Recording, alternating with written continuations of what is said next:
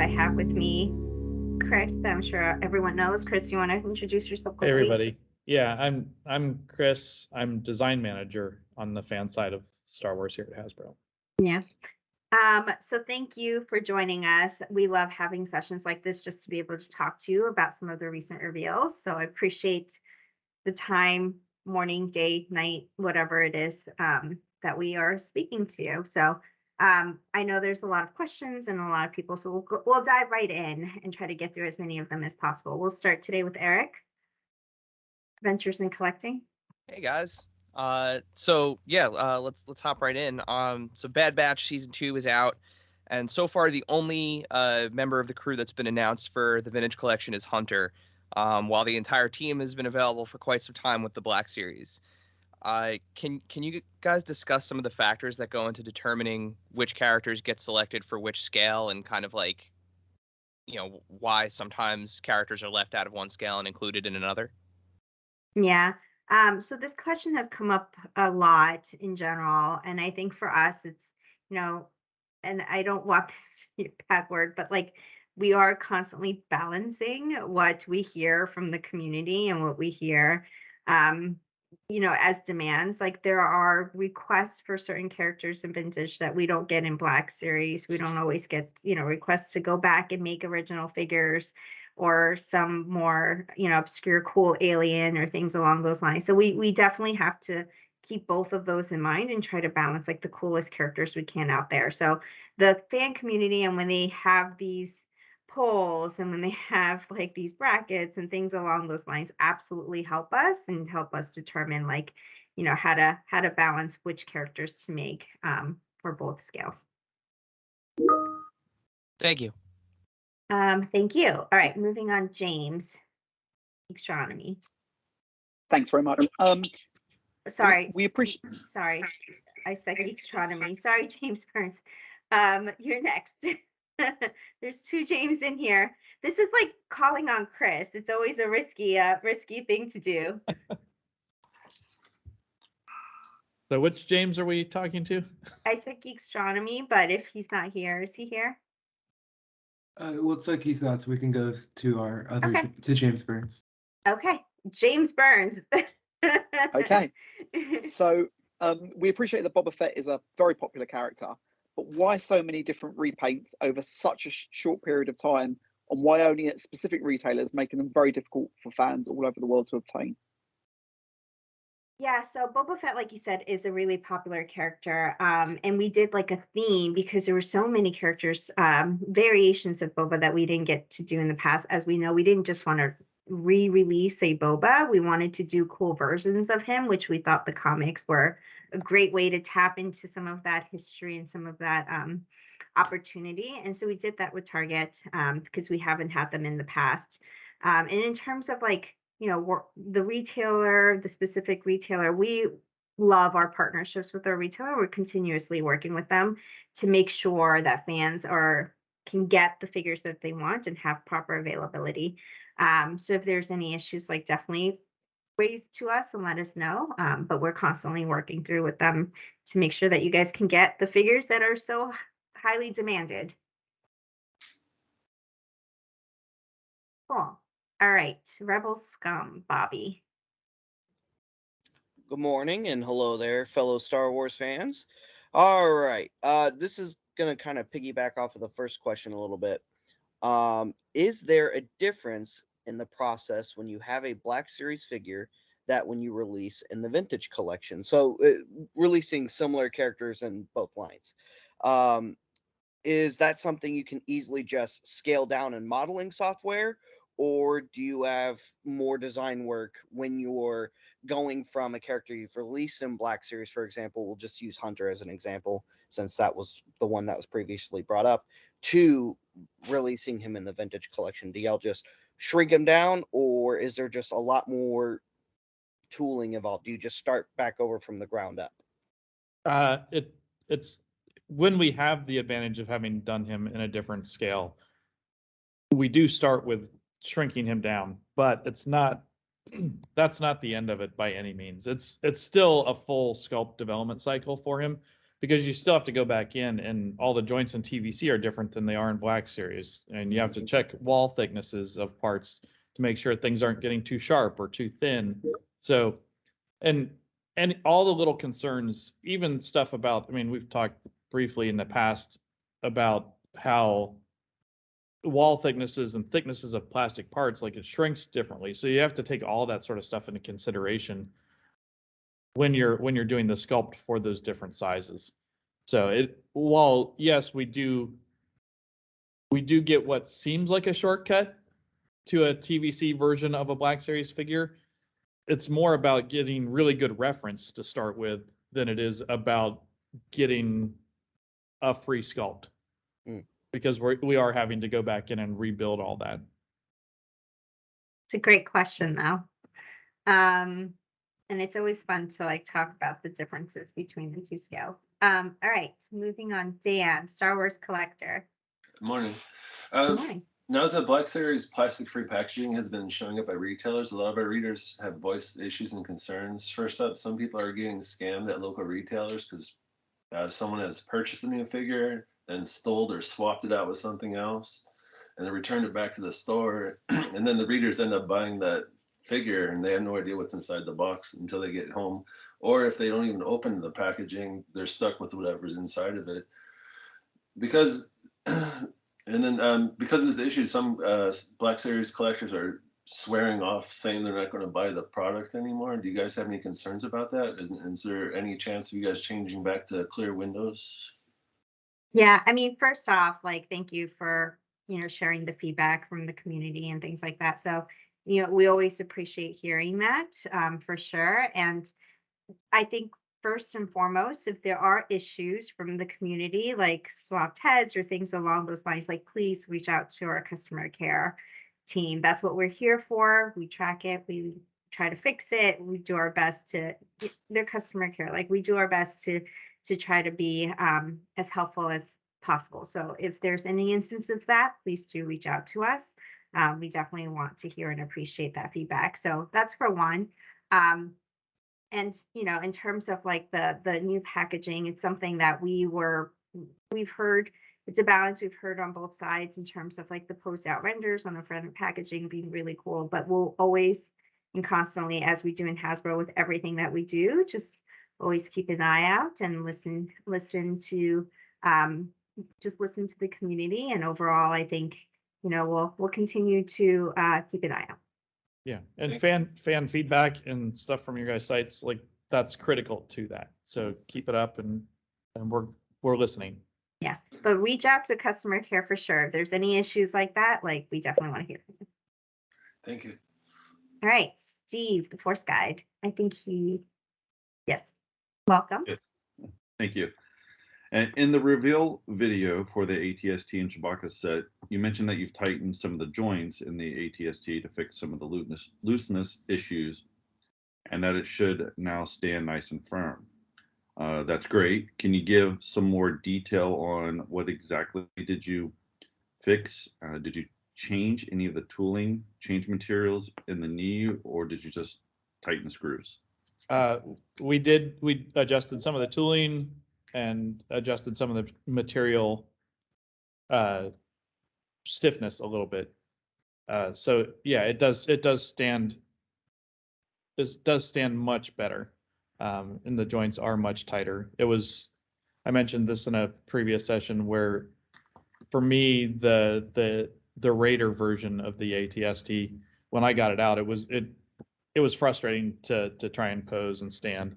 This version it's still an ATST. It still has a lot of joints in those legs. So it's always going to be a little finicky to get them in just the right pose for what you want, but it will hold poses much better now. The joints are noticeably stiffer, and for me was one of the big reasons to go back in and address that and do that toy again.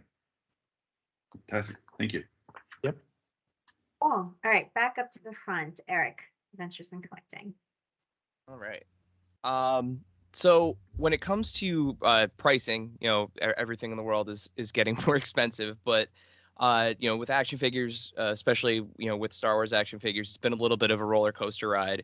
with sometimes 3 or 4 different single carded releases, in the same scale, available at retail at 3 or 4 different prices. Will collectors see this kind of even out in 2023, or are these kind of varying prices based on retailer kind of the new normal?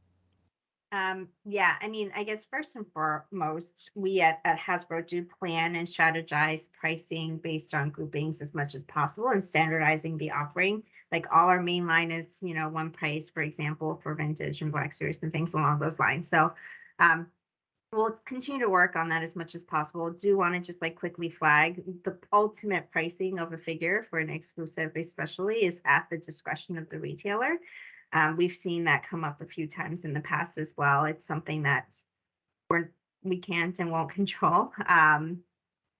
So it's something that we'll continue to work with on our side to make sure that we strategize and have a standardized pricing on our side as much as possible. Awesome. Thank you. Cool. And I think Geekstronomy is still not here, right? So No, Actually- here. oh, okay. Yeah, Teams does not want to work on my computer this morning, so. You know what? I've been there. Welcome. Welcome, James from Geekstronomy. Do you want to ask your question? Sure. I'm kind of curious, with the limited vehicles that are out there, what is the chance we're going to see an A-Wing fighter for the Black Series? Well, the normal response I would give you here is we have nothing to announce. We don't have anything to say, but Right. I can tell you I don't see any way that we will be doing an A-Wing in Black Series. It would be so big and so expensive, and the vehicle stuff in Black Series doesn't seem to work quite as well as it does in TVC, just straight up. The stuff we've done has been amazing. The team that Snowspeeder was, I love that thing. It's one of my favorites, but I just don't think it's realistically what Black Series has. It hasn't performed as well in Black Series as it does in TVC, and I think it's unlikely that we would do an A-Wing in Black Series. Okay. It's a shame. I was really kind of hoping for one. The generic response. Yeah. Yeah. I think it's something that, like, if there was a huge demand for anything across the board, across any scale, Yeah. we always do want to hear about it, though, because things always shift and adjust and new entertainment comes out and you never know. Yeah. I want to be clear, like, we would never take it off the table as something to do, but I want to make sure we're being straight with you guys and setting expectations. I don't think it likely, but hey, like Jing said, if it shows up in a new show and is the hottest thing, you never know. Thank you. Great, thank you. Jedi News, James Burns. Thank you.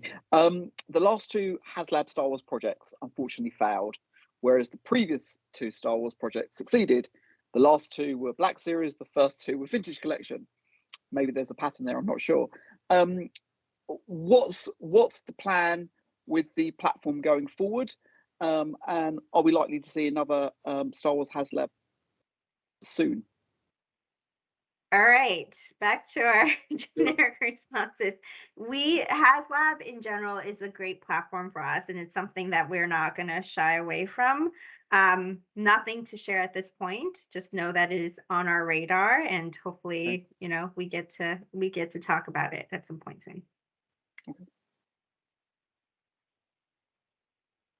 Okay, all right, thank you, Rebel Scum Bobby. So just piggybacking off of James there, can't wait for you guys to announce the HasLab Ghost along with everybody else. All right, so release dates. Release dates, a little bit of change of subject here. Marvel sometimes can get their figures out for movies rather quickly, it seems. They're Disney, Star Wars is Disney. Now, we know they're both under different studios, of course, though, because we've got Marvel Studios and we've got Lucasfilm. And even though they're all under the same family and they both work with Hasbro, it seems that Marvel gets stuff out a little bit quicker when it comes to, okay, here's this exciting character, we love them, here's a full wave from this movie. But with Star Wars, we get 2 or 3 characters, maybe we get the main character a month or so after the show or movie airs, and maybe we get a few more characters here and there after that. So where do we see that kind of delay gap in between the two? Is there just different people at Disney working with these different teams at Hasbro? Or is it just like, okay, the Disney guys, not Disney guy, the Marvel guys just like way quicker at, okay, here's these characters, you guys start working on them right now. And then eventually, whenever the guys at Lucasfilm decide to give you guys characters to work on, that's when y'all are able to do them. Yeah. I mean, I can't speak to the items that I don't work on, for one. So Sure. I can only speak to for Star Wars, for Lucasfilm. For us, we definitely strive to get product out as much as possible. And it is different, like entertainment by entertainment, like producer by producer, movie by show. Like there's so many factors that go into it. And we have such trusted partners on Lucasfilm that we work so closely with and are on tons of meetings in a given week. So it's definitely an open communication in general. Part of it is always supply chain as we flex out and stabilize in the new environment. Hopefully we'll get better and better and closer. And part of it is just working closely with our great partners and understanding when it makes sense for certain items to come out. So, that's our goal, though, at the end is if we can do it, we will get it as close to show, movie, entertainment, whatever it is, as much as possible, because that is the ideal in everyone's eyes. That said, I have noticed there has been a bit more quickness in that turnaround, at least in the past year. Because with Obi-Wan, we definitely got figures a lot quicker than we had previously, and in some cases with Andor as well. So it is not unnoticed that the gap has decreased in terms of media to toy shelves. Yeah. Well, and Thank you. some of that's about how the shows are produced. I mean, because production timelines now to actually make a show, you can make a show quicker than we can make toys for it. So it's tough to have toys out on shelf when we both start at the same time, and we do that. Like we start working with Lucasfilm, we start at the same time, and we can't catch them. They're so fast now. So, but shows that are produced more traditionally, which Andor and Obi-Wan both were produced more traditionally, there's a longer lead time. So those sort of things can happen. Nice. But thank you for noticing, Bobby. That is our goal. So we appreciate that. Appreciate that little comment. All right, Dan, Star Wars collector. In regards to the vintage collection ATST, which Chewbacca said, we've seen this ATST 3 or 4 times previously at a much lower price. We understand that you went back and fixed the vehicle joints, which allows it to stand better. But why not give us a new carded Chewbacca figure or maybe a new Ewok? A lot of people are finding the $89.99 price point a bit hard to swallow. Well, the adjustments to that to help it didn't hurt the price at all on that. That was all stuff just to tune and improve the joints and make it a more pleasurable experience to work with that toy. The decision to go with a non-carded Chewbacca in that set was straight up just to help manage the cost of that thing. I mean, putting a figure on a card, while it's cool, it adds cost, and trying to be sensitive to the ever increasing cost of toys and product in general. I mean, we all know how much a 12 pack of eggs costs now versus what it cost 2 years ago. I mean, it's insane. And the fact that we've been able to mitigate as much of that inflation as we have is huge props to the team that works on that stuff. But anything we can do like that, and leaving Chewbacca off a card, that's a decision it's more than just that, but that's an added benefit of keeping him off the card is helping to mitigate costs a little bit, because it's important. Like, I mean, we know and are sensitive to how much things cost. It's a big beat. We're constantly trying to get costs down on things, figures, vehicles, all of that. So it's sometimes we can do more than others. Okay. Thank you. Yeah. And wouldn't we want Chewbacca standing on top of the ATST? Replicate that scene as much as possible. Yeah. All right. And hopefully at some point in the future we'll do a fun new Chewbacca and have him on a card back and do all sorts of great stuff.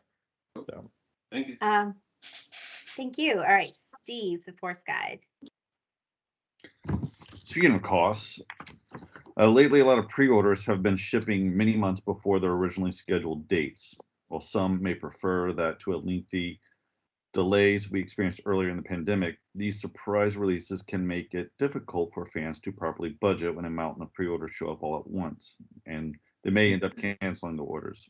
We know that the world is slowly returning to normal, and it's nice to see fewer delays. Is there any way Hasbro can be more transparent about the projected shipping dates to give fans a better idea of what to expect so they can budget accordingly? Yeah, so I guess like we kind of touched upon this, but hopefully we are getting to a new normal, knock on wood, and things are stabilizing a little bit more. So the upfront communication in general should ideally be better and better moving forward. We are adjusting just like everyone else for the last couple of years. It definitely threw us for a loop when it went from, one extreme, and we're slowly trying to stabilize that. So, we certainly can understand and appreciate like the fan side of things, and as much as we can and as close as we can when we do the pre-orders, we will try to be as clear. And if there are massive updates that we are somehow able to share, we definitely have our PR team to share that as well. So no, appreciate the feedback, but hopefully, like you said, it's going the other way, and we'll stabilize, and knock on wood, we'll be in a better place. Thank you. Thank you. All right, back up to the front, Eric.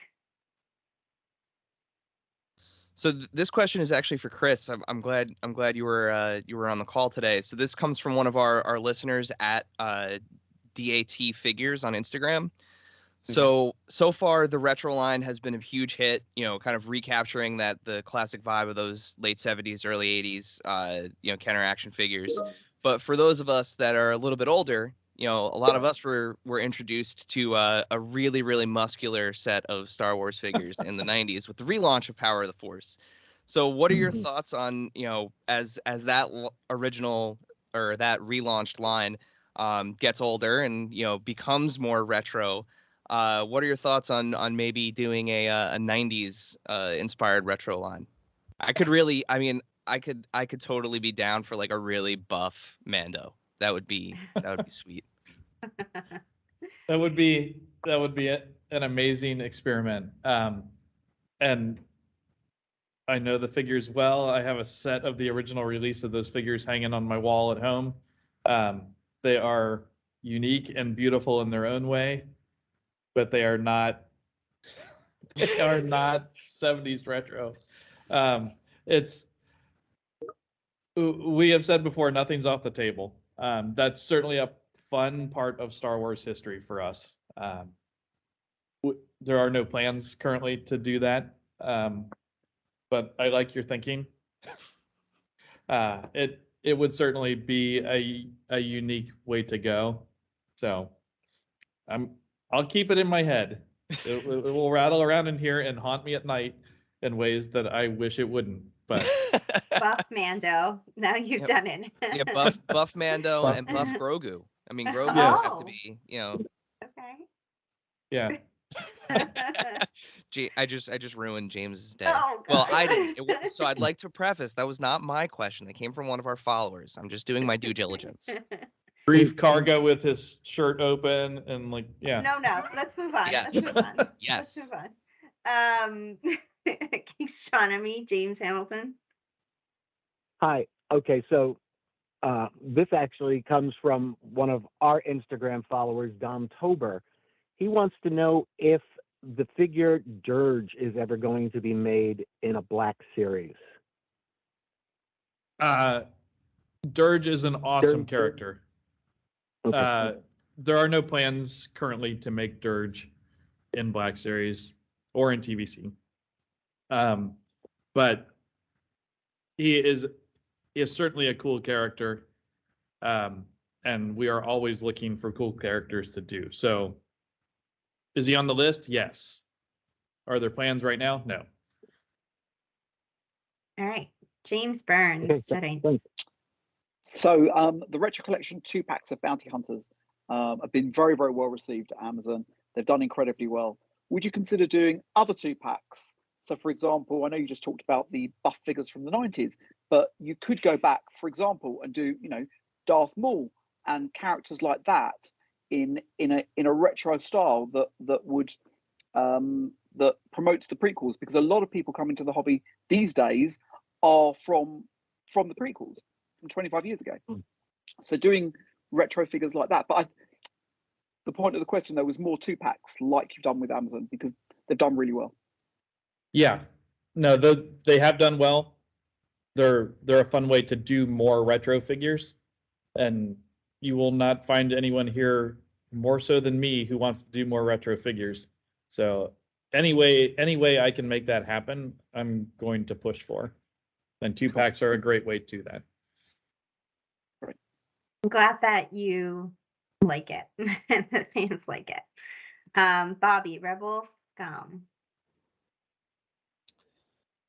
Let's shift gears a little bit over back to Replica. James kind of touched on this a little bit when he talked about the HasLabs, and that we had one of which was the Revisaber. Black Series replicas. Have there ever been other items considered other than helmets and lightsabers, such as blasters, thermal detonators, or whatever, or small droids like training remotes and so on? Yes, we're constantly looking at other things to do. Straight up blasters, unlikely you will see those happen. There are a whole set of problems around blasters that I think we don't need to talk about. And if we were to do a blaster thing, it would probably be Nerf, and a fun way to go there. We've done that in the past. They've been successful and very cool. As far as Black Series, probably not on those. But other stuff, yeah, like it's certainly a space to do and find other expressions of. And I'm assuming you're talking premium role play sort of things in there. But yeah, I think there's lots of other stuff in Star Wars that isn't a lightsaber and isn't a helmet. So yeah, we're looking constantly at ways to expand into that stuff. Yeah. Maybe even like, oh, go ahead. No, go ahead. What were you going to say?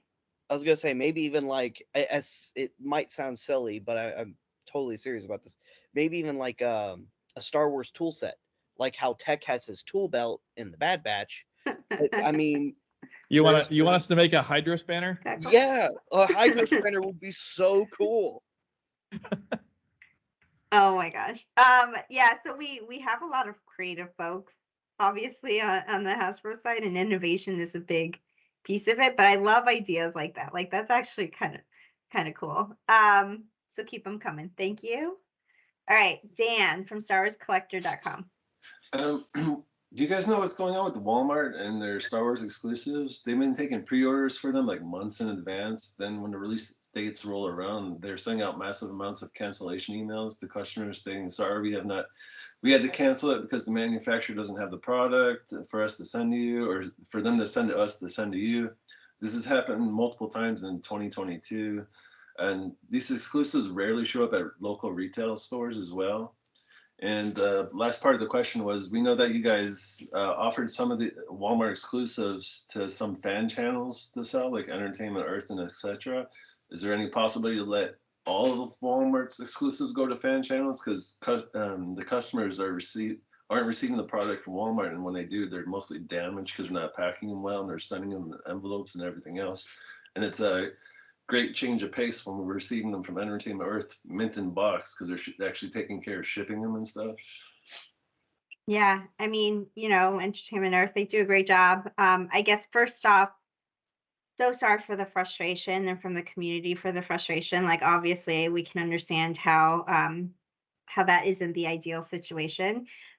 We know that Walmart understands how important collectors are, like these figures are to collectors, and we're constantly talking and working with them in terms of getting, making sure there's limited cancellations. Our understanding was that it was very limited, but there were some cancellations, and hopefully they'll try to limit that even more going forward. And we're just always working closely with their retailer. And, on the other flip side, like just to show how much they do understand, they have shared with us as well that they're looking into steps to protect the packaging more starting later in 2023. So it's something that is great news to have. Yeah, so starting more towards like the middle of 2023, but they're making the steps and we're having those conversations, and it's absolutely great to understand from both sides how that's going to impact the collector community in the future, because we know how important those packages are, and so do they. As far as offering them to other fan channels, do you guys just pick and choose, or? Yes. So I will say, and sorry for missing that part of your question. Yeah. So I would say we give retailer exclusives their exclusives, and if they choose to share it, then that is at their discretion to share it. So it's not up to us to share it to more broadly than that. All right, thank you. Cool. All right, thank you. Steve, the Force Guide. Recent all-new vintage collection figures have barbell hips that offer a great range of motion and really elevate the posing experience. Of course, they also make older figures inferior by comparison, even otherwise great figures that have just got rocker ankles, such as the Dinjarin and the Stormtrooper. How easy or difficult is it to add the style of hips to existing figures so that more of them can meet this new modern articulation standard? Well, it's something we look to do as we do new figures, but I hesitate to say that it is a standard, because those are dangerous words to throw around in TVC, because it's such an expansive line to say that there's a standard for TVC. If we were to say, okay, this is the standard, that kind of implies that we're going to go back and recreate every figure that we've done in TVC to bring it up to that standard. And that's not something that's likely to happen. As we get a chance to give figures that kind of articulation, and agreed, like it's great. So we want to put that in there, but it's not realistic to go back and add that to every figure. Where we can, we will make that adjustment, update those figures, but it's likely to be part of a more substantial update to a figure, because it does take tooling to do that. I mean, it's I would say at least three sets of steel molds to do that for any one figure, because you've got to do the pelvis, the barbells, and the hip parts. You've got to do all that at least to make that work.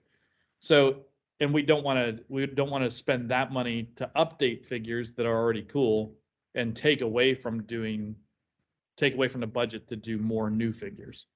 So, I mean, we say balance a lot. It's part of how many plates can we spin at the same time. Like that's part of that adventure. So yeah, agreed that like those sort of advancements and new additions and innovations in articulation are critical to things. But this is just a personal preference. I don't like using the word standard for it, because of the implication that sets a precedent and says this is what we're going to do. And I think there are smart ways to activate on that and to take advantage of that allow us to do more for everybody. Understood. Confusing enough? No, I get it.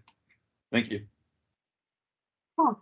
All right, so we are out of time.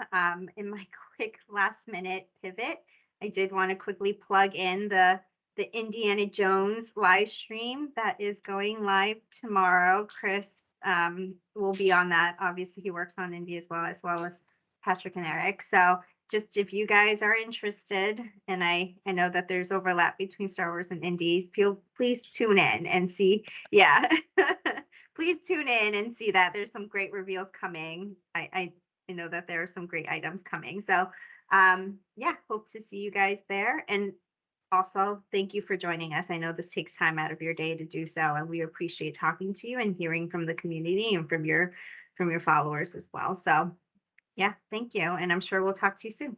Thank you guys. Thank you. Thank you. Thanks, everyone. Thank you. Thank you very much.